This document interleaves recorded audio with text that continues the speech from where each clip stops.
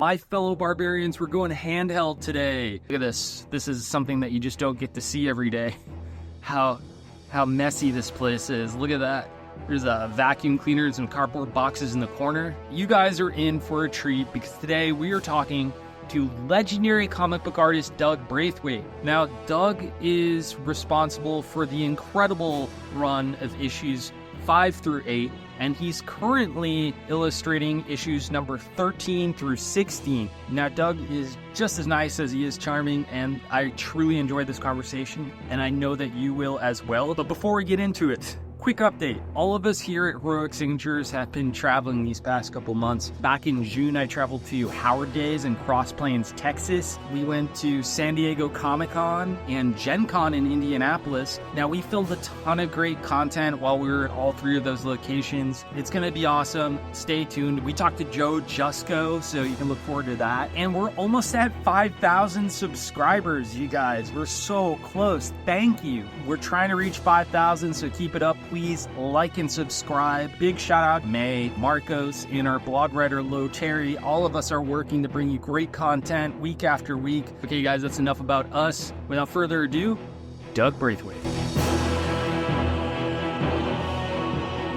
First off, you started your career in England, and you were around 16 years old when your teacher inspired you to consider a career in comics as like a full-time career. Could you talk a little bit about that? Yeah, sure. It was 15 actually, and the English teacher at my school, he saw some of my work, and up until that point, there's no inclination of doing a career in comics at all. I love drawing them and everything, like a lot of kids.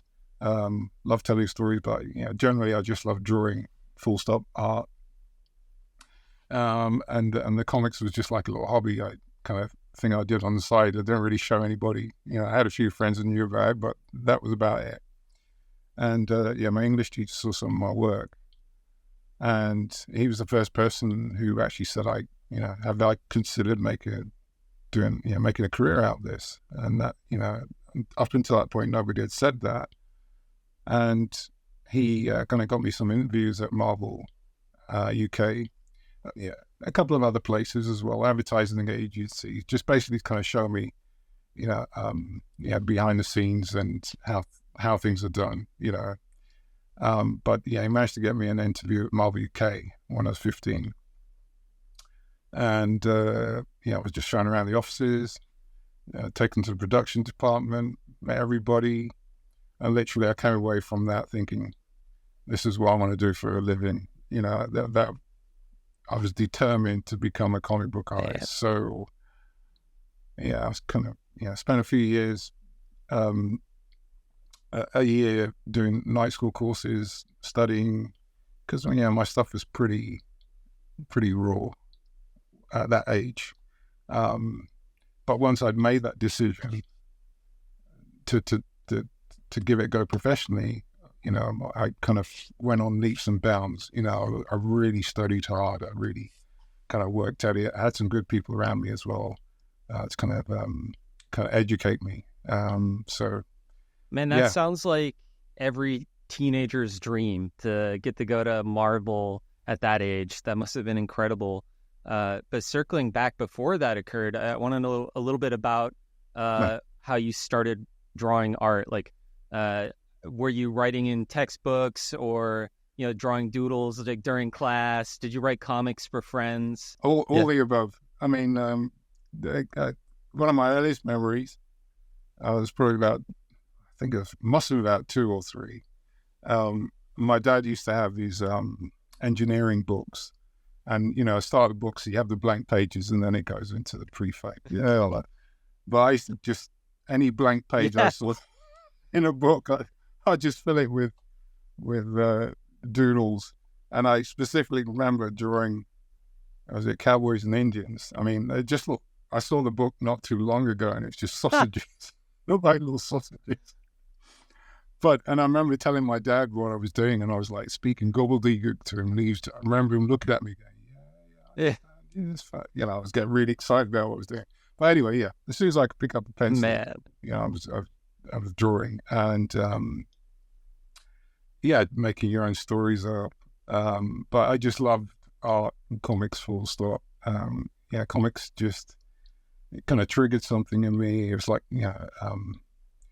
I suppose it was a form of escapism when you're a young kid. I was pretty quiet, kind of kept myself to myself. Probably I still do.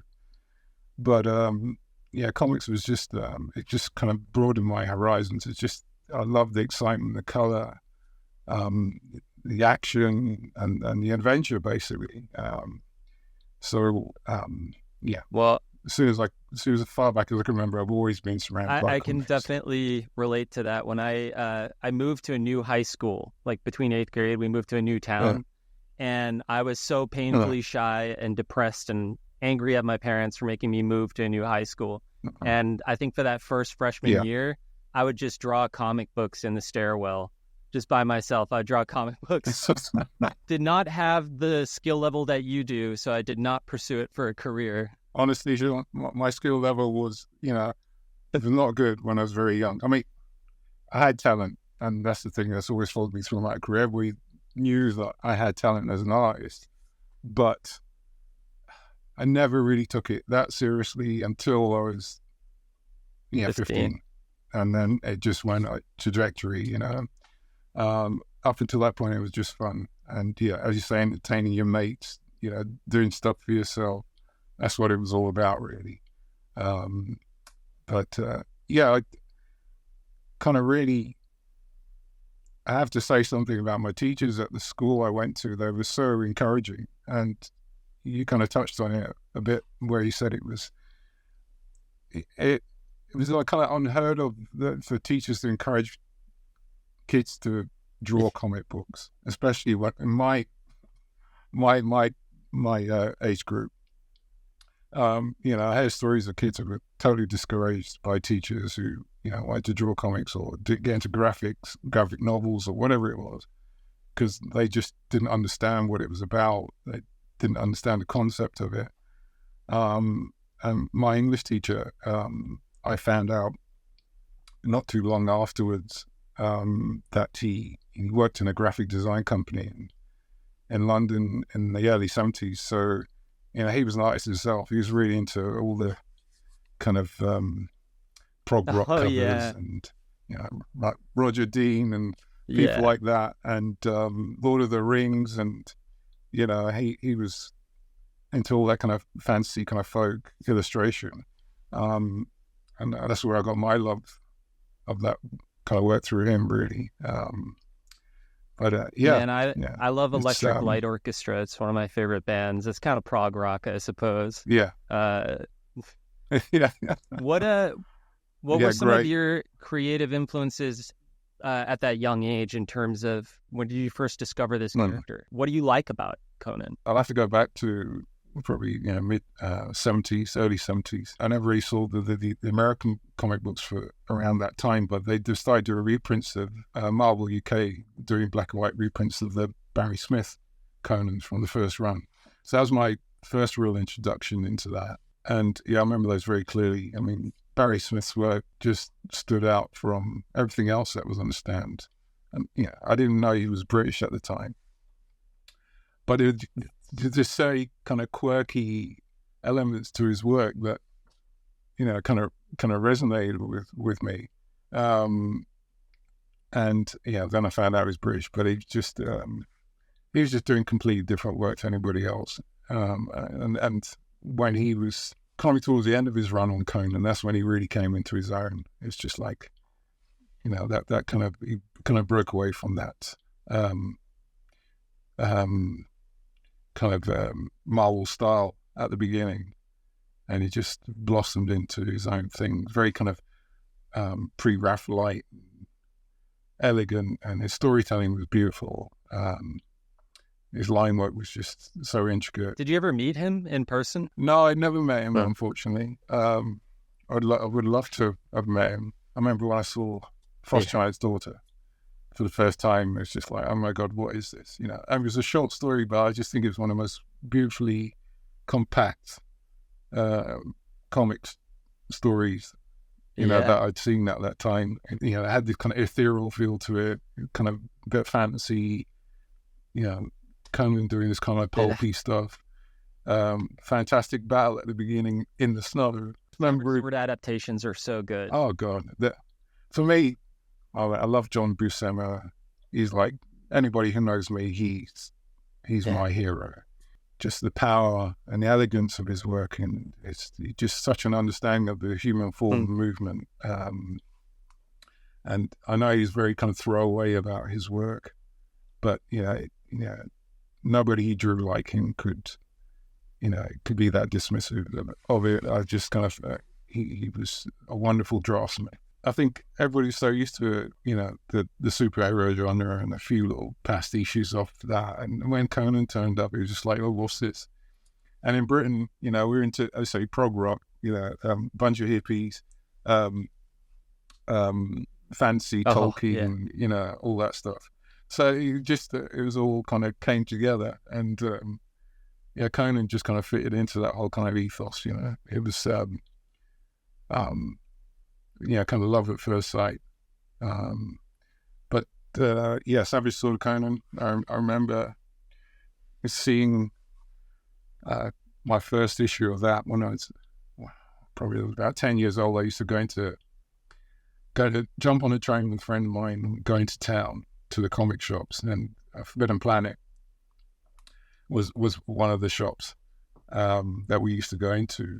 And I remember seeing Savage Sword of Conan for the first time, and I just couldn't believe the artwork in it. It was just absolutely on a different level, just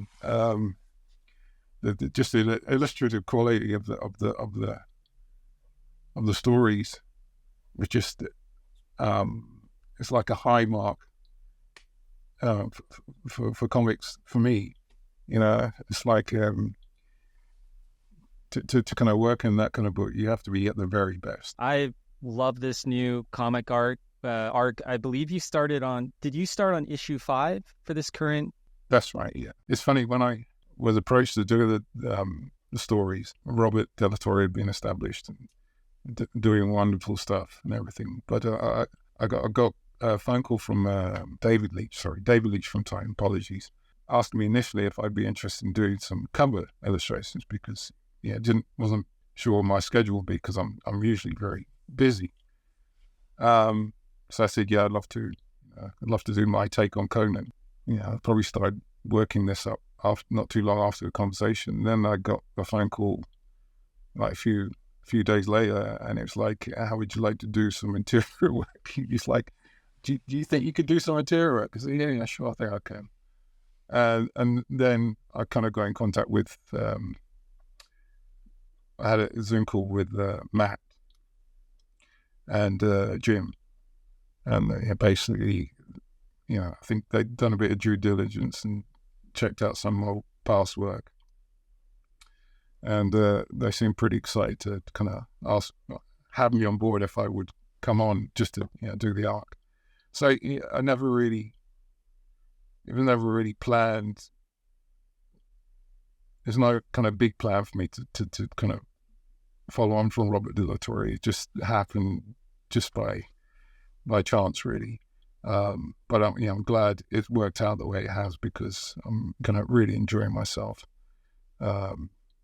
Just enjoying the whole kind of, everybody's on point. Everybody's loving what they're doing, and it makes my job a lot easier and more enjoyable when it's like that. I met Jim like years before. I think he was still doing his Skull Kickers. To be honest, I didn't know anything about what he did, but he fascinated me because he was such a sharp, intelligent guy. Never thinking that we some time kind of end up collaborating on something. It's very kind of poetic the way he writes as well. I've obviously trying to challenge Robert E. Howard.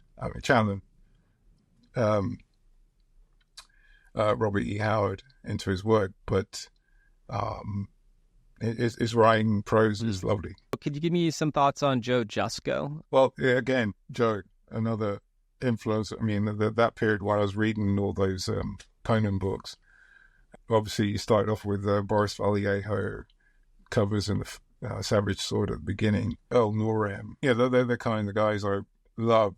And then it's a little later on, Joe started doing the covers as well, and he was equally on a par with those guys. Just kind of got the character, But I was fortunate to have met Joe on a few occasions at shows and stuff. And, spent a lot of time with him, and he's a lovely guy. Again, he's like old school like me, so he gets it. He understands. He loves Buscema. So yeah, I think he's a wonderful painter, and that cover he did for the new Savage Sword of Conan was just, that was just complete throwback. They were just like, oh my god. Okay, hand-drawn illustrations versus Cintiqs, like digital. Everything's still done by hand. Pencil, paper, inks, watercolors. That's my happy place. I do clean up stuff on the computer now. I use the computer as a tool in that respect, but I've got a lot of my colleagues who started out with me, they've completely transferred over to Cintiqs or was it the iPads, using programs like Procreate. I use Photoshop again to clean up pages and stuff, but that's about it. This art is incredible. I'm looking through it right now. That is so beautiful. I see the pain in Conan's eyes, the way you illustrate him. Yeah. It's a side of Conan that you don't often see. It's funny because, as we've touched on, it's a big part of my kind of development as a kid. I love strong draftsmanship, and the artists that really appealed to me were artists who tend to work on those kind of projects. It's where they showcase their abilities. So yeah, I kind of got to understand the character a little bit from that time frame. But there's something about Jim's writing. His writing is just so concise, and he gets the characters well. When you read the scripts, you just feel the emotion. You understand exactly what he's trying to put across on the page, and what he wants from you. And for me, it's all about story. I really wanted to capture that emotion. I have to admit, I didn't really know too much about Bellet. I picked up the various issues when they came out, and I remember the death of Bellet, which was a huge thing at the time. Exactly, it's like a shot where he's like Peter Parker and Gwen Stacy. It's like that kind of thing. Well, exactly, and that's the first time you ever see Conan cry. So I kind of thought, okay, I always felt that Conan was quite sensitive. He can be very sensitive, as well as being this complete, powerhouse. He's also very intelligent, very understanding in certain situations. So yes, when you lose somebody like that, you have to try and portray those feelings as best you can on the page, and it's usually subtle nuances that most people won't pick up on. Just like the slight side of the eye, or the drop of shoulder or a head. I'm all about the subtleties. That people kind of probably may miss when they're reading first time round. They go back, they read again, they may pick up on it. It's like that's what I like doing. That's what I love about comics, is the storytelling aspect. You could put so much in there, and you can miss so much. But you go back and reread it. There's always something new to kind of latch onto. So with the story, when I first got it, I did a fair bit of research. I got stuff from Jim, but I just kind of kept in my mind those feelings I had when I read them as a kid, and I really kind of wanted to capture that feeling of shock and of the distraught feeling of Conan. I kind of didn't want to reference too much because you could weigh yourself down with, you could read so much stuff. You could reference all different types of, bits of reference. And then you just, when you get the blank page in front of you, you just, how am I going to? So I just kind of, took on as much as I felt I needed to, and then just dived in and just did my own thing. Just closed my eyes and went for it. Just do your own thing. I really connect with it. It's some of the most beautiful art I've seen. I'm totally engaged with this, and I know a lot of the fans are too. We're really lucky to have you working on this art, man. Thank you. I mean, bombshell ending, man. That is crazy. Well, I didn't know anything about that ending until I got that final script, and I was pretty shocked. I mean, obviously, Conan you can't kill your the best character, best pulp character going. You can't do that. But it was I thought it was great script writing. It was such a huge moment. I'd not seen anything like that for a long time. So to actually get to draw that was an honor, and you had to try and get that right. So it's like the pacing, the build up towards that final scene where he basically killed himself. I threw in a few extra frames of just moments where he paused and just kind of looking at himself basically. He knows that he has to do this, but it's just that slow pause, that build up to basically going through with the deed. And I was pretty pleased with this kind of storytelling on that. So yeah, and then so Diego's colors throughout the whole of that arc was just wonderful. We talk a lot on the phone. He's always asking, how best way to approach certain pages and stuff like that, which is great, because it's a team effort, and it's always good to have somebody that you could kind of bounce ideas off and was willing to take on wacky challenge. I'm always throwing stuff out there to him, and he's like, "Oh, really? So go and just try it, see how it goes." And then he's like, "Wow, this works. It's great." A lot of artists portray Conan as some big, bulky, monster, basically. But I remember the descriptions, like you were saying, that he was lithe, he was panther-like, he was, like a lion. So I noticed that Buscema, when he first portrayed him, he's quite bulky character, wild mane. Then he refined him, and I think his later interpretation of Conan, he's still huge on top, but he seems a lot leaner, statuesque. More you can imagine more somebody who looks more like an athlete rather than somebody who's just pumped up carrying a big sword around with him. It's an interesting thing with the stories that I've done so far. I'm having to, in my new arc, I'm having to flash back to when he was a lot younger. So I think I've established in the first arc that he's a huge guy, still fairly lithe.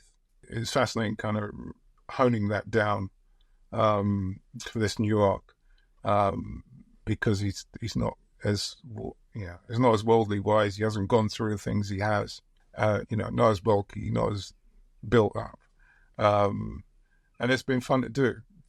Still trying to make things look familiar, so there's like the contrast between the arcs isn't too big a jump. But he still you can still see that he's a lot younger.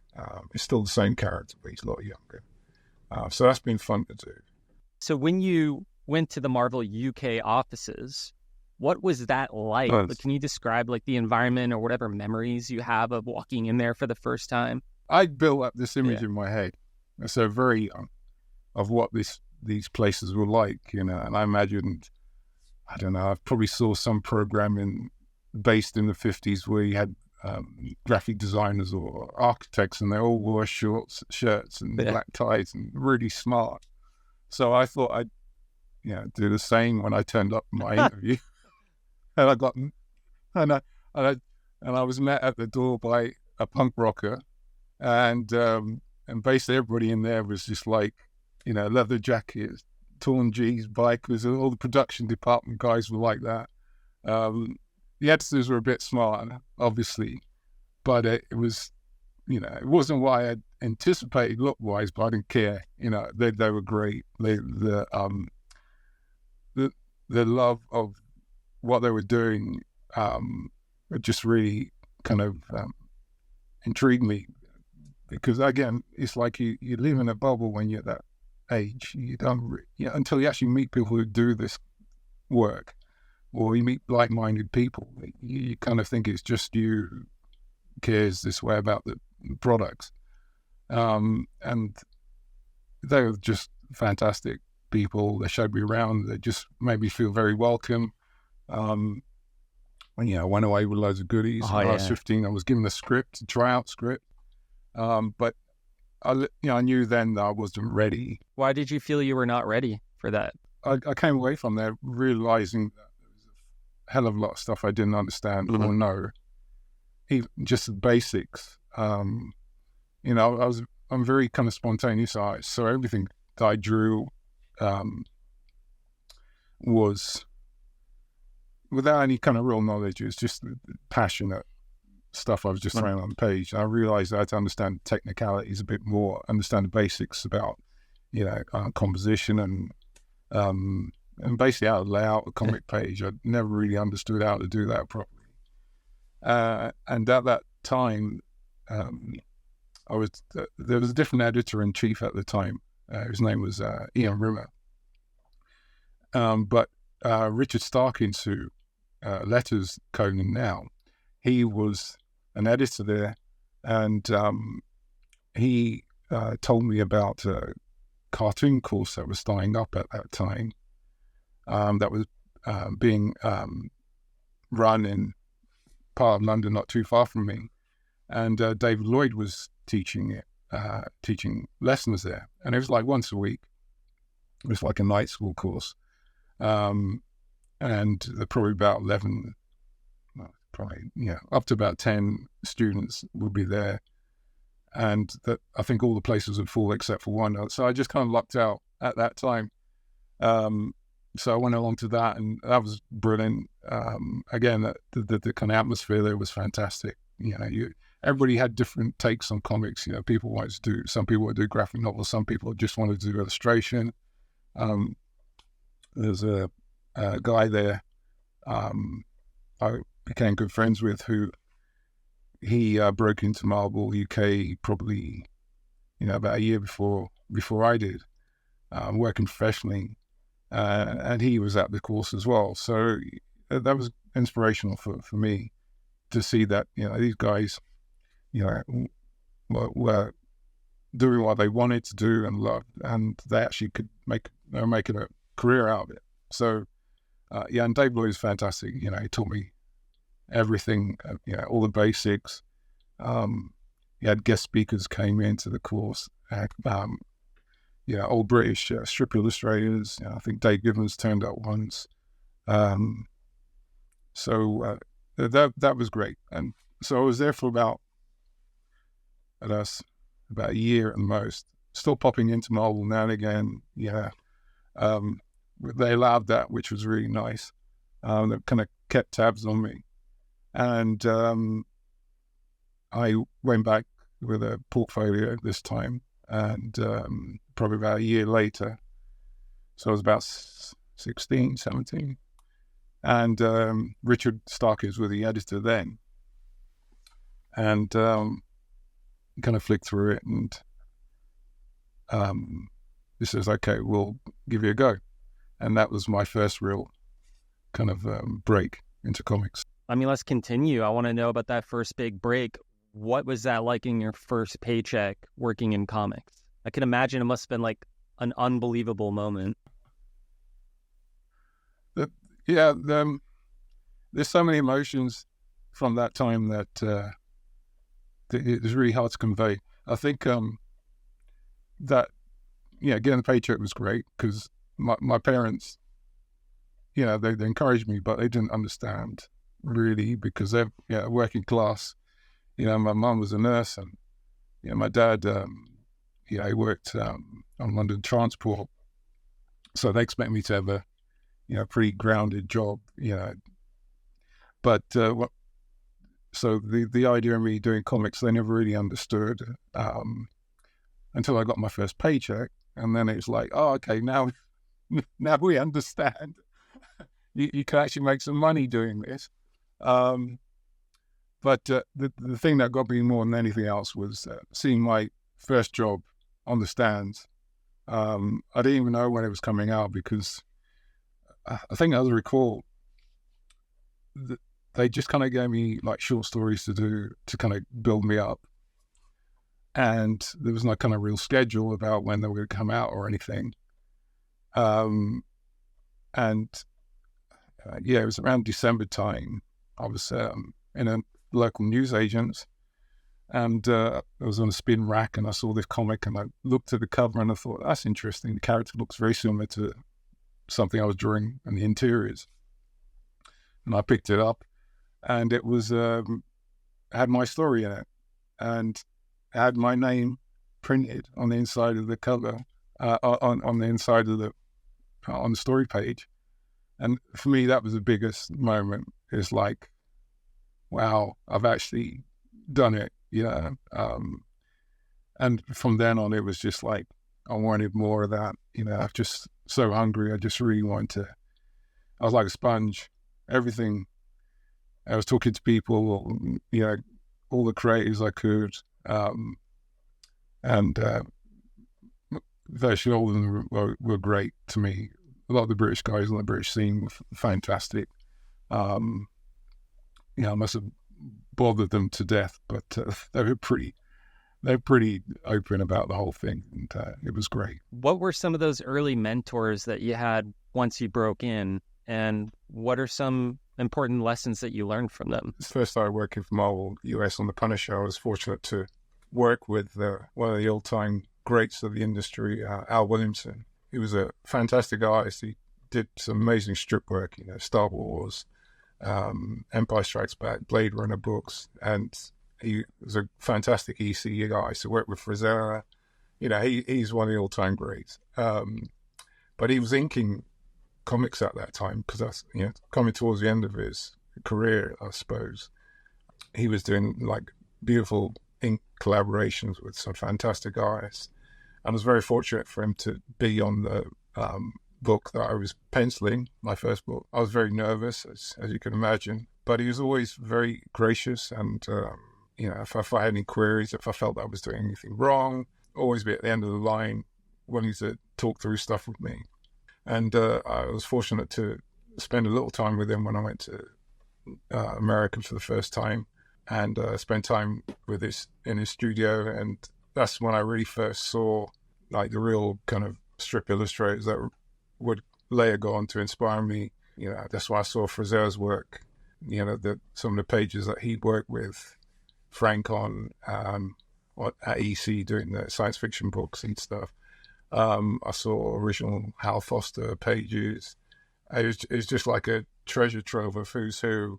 And all these kind of artists are the people I would normally gravitate to, but to actually see the work firsthand, you could actually sit down and study this stuff. I owe him a lot to my career, just for opening my eyes and allowing me the opportunity to kind of look at wonderful pieces of artwork, opportunities that these things should be in a museum, but he had all this stuff there. So it was great. And Frazetta, obviously. So I kind of first really saw his work reading those paperback books, Conan books, when they first came out. He had such a influence on so many people, because nobody had done anything like that before. His books, his portrayal of Conan is what inspired me to love that character. I said, from reading the paperback books, the book covers that inspired me to kind of buy the books and read those books. But then from then on, I just tried to find every like Frazetta book going and kind of study from them. Yeah, he's the big influence as well. Yeah, I think in respect to Conan, it'd be Frazetta and Buscema. Everybody else has done great stuff, but to me, they're my go-to for inspiration for this character. And the way I want to tell stories. Certain people at certain times in my career, they they meant certain things to me. I said David Lloyd at the beginning, and Richard Starkis for his encouragement. David Lloyd for kind of basically just teaching me the fundamentals. But he's pretty firm about things. He was very strict on you having to kind of really understand what you're doing. Actually, the same time I went to Marvel UK, I went to my first ever comic convention in London. And I'd never experienced anything like that up until that point. I just kind of got a ticket just by luck. There was a couple of students in my school who were about 3 or 4 years above me. And they were into comics, but I didn't know them. And one of their mates had to drop out and they had this spare ticket. So they were asking around, who do you know would be interested in this? Oh, there's this kid, about a few years below you. I think he draws comics or something. You might be interested. And they asked me, and I bought the ticket off them. And that was probably the best thing that ever happened to me. It was just amazing, getting the chance to sit down and listen and see your heroes. Again, a lot of the British artists at that time. And they have an American guest coming over as well. I think DC used to come over with editors and a few artists, and it just really blew my mind.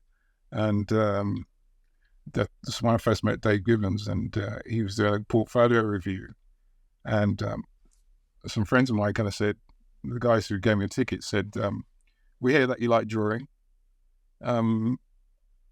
Why don't you take some of your drawings along with you?" And we hear that they do these portfolio reviews, and show them people because we think we hear that you're really good. So I did. I took a carry bag with me, with the drawings in it. And when I turned up at this portfolio review, everybody there had professional portfolios, and there was a guy in front of me who I'd seen around the show during the day, and everybody's like saying he was a shoo-in, they're slapping him on the back. And, but he was pretty cocky though, he loved himself. And to me, his artwork looked amazing. And he was in front of me in this queue to Dave Gibbons. I mean, Dave's forgotten all about this now, but I still remember it so clearly.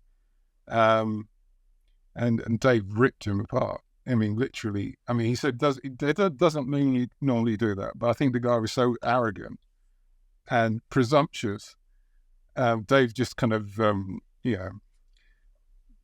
broke down his storytelling, broke down his, the figure studies he was doing and stuff like that. And I was terrified because I was next in.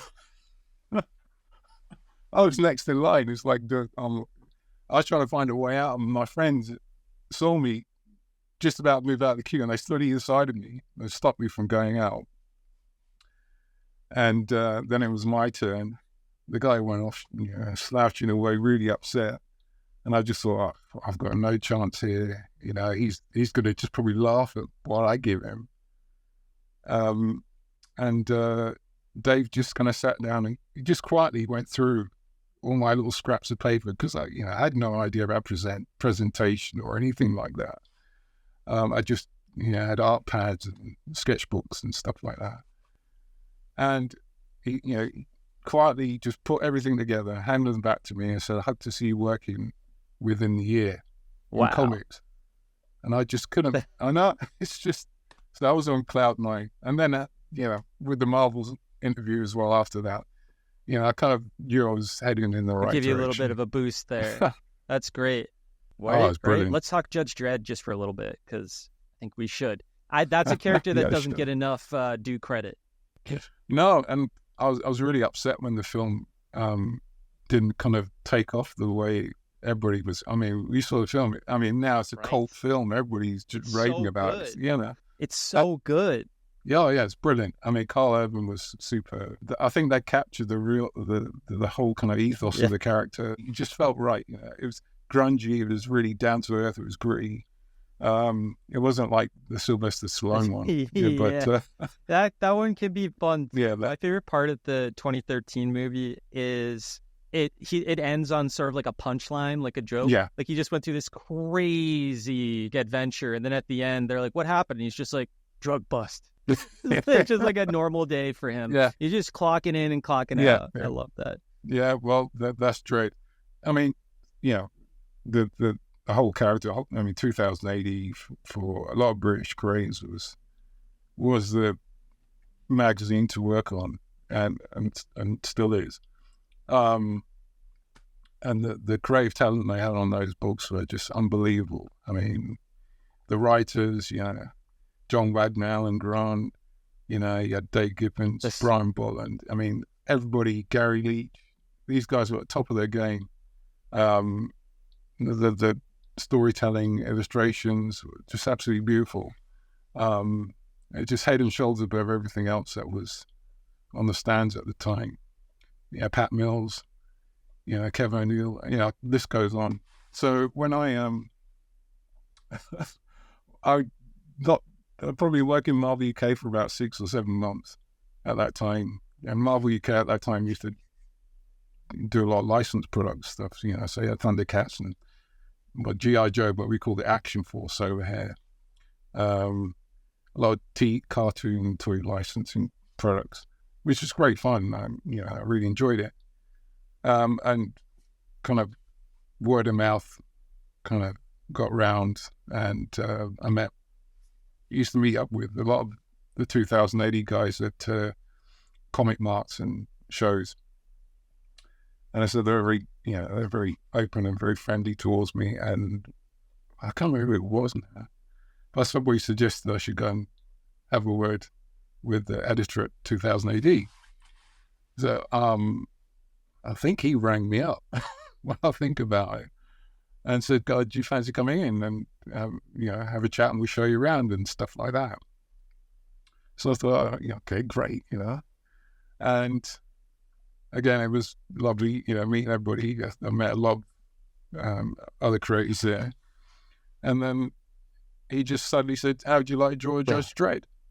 And I was like, really? Because you have to build up to these things. You can't just get given Judge Dredd, you know. They usually give you small kind of future shock stories or whatever, kind of prove yourself. I think that just absolutely kind of blew my mind. So I was like, yeah, I'd love to draw Judge Dredd. And I'm freelance, so, you know, I wasn't, as much as I owed Marvel at that time, I wasn't committed to them. So, you know, and I said I was a sponge. I wanted to learn from so many different, you know, I wanted to learn so many different things. So, yeah, I took on a Judge Dredd. I remember just blasé kind of telling Richard Starkey, who was the editor, I went to 2000 AD and they offered me Judge Dredd, and he completely went ballistic.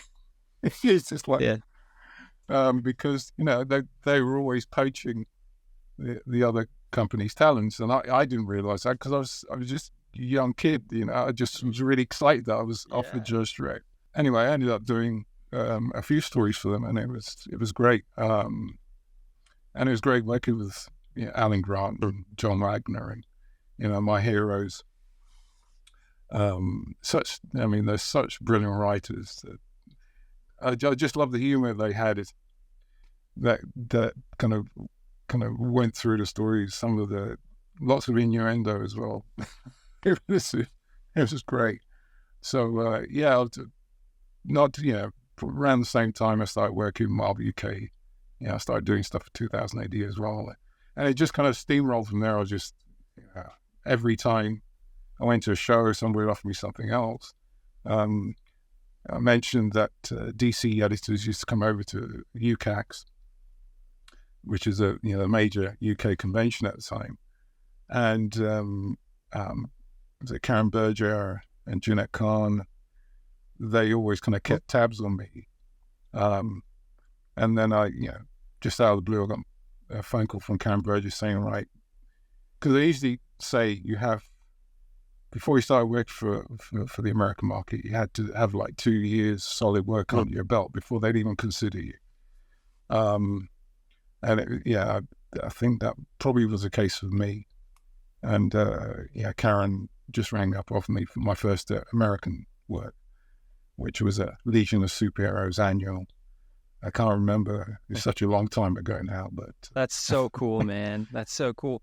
What was like that first big character that you get? I mean, maybe it was Judge Dredd. I was really excited to be working for the American market. I mean, for me, that was what I wanted to do.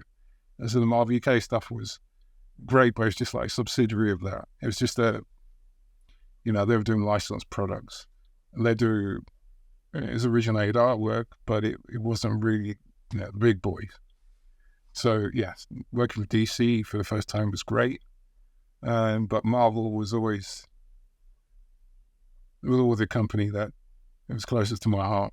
It meant the most to me growing up as a kid. So when I managed to work for them, that was great. And I think, my first Marvel work was The Punisher. Oh, very cool. Which was which was huge. Maybe at the Judge time. Dredd helped with that a little bit, because Dredd and Punisher. Yeah. Possibly. I never thought about that. But that was great. So that was around the time I went to New York for the first time as well. So it's about 1990, I think it was. I just kind of never looked back, really. I just dived in head first. That's so cool. Took on everything. That is so cool. Yeah, what a dream, man. What would you like to see happen in the next Conan movie or TV adaptation? I think you have to kind of make the character in the film as grounded as possible. Just concentrate on the character. Try not to bombard the viewer with too much visual effects, because I think the story is the most important. This is going back to the Judge Dredd film that we both love. Yeah. The special effects are minimal in that film. It's just about Dredd and these people in the block. It just picks up immediately where the action starts. It's not that complicated of a story. Exactly. It just sets you right in, and then it ends. And I feel like that's something that those original Conan stories kind of share in common with that movie. That's not a bad idea, and I think that will work really well with it. You had a lot of mentors throughout your career. What advice do you have for aspiring creatives? Doesn't have to be artists or someone looking to break into comics, but any kind of creative advice that you have. You're going to get more attention on your work if you have a unique voice. So, it's going to be something that comes out from you. It's going to be something that nobody's seen before or, conceived before, and the only way that's going to happen is if you bring your own personal touch to it. And, that applies to writers, applies to artists. By all means, learn and study other art, other creative approaches, and other artists that influence you, or writers.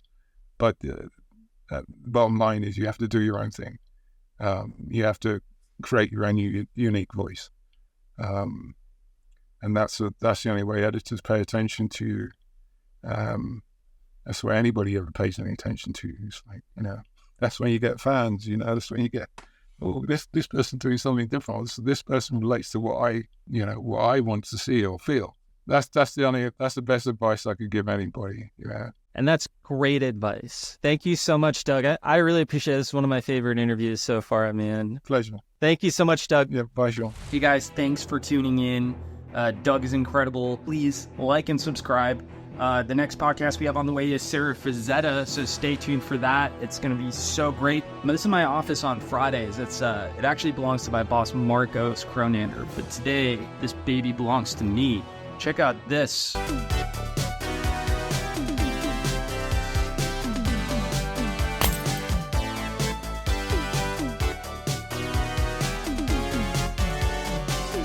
Crawl back for more next time.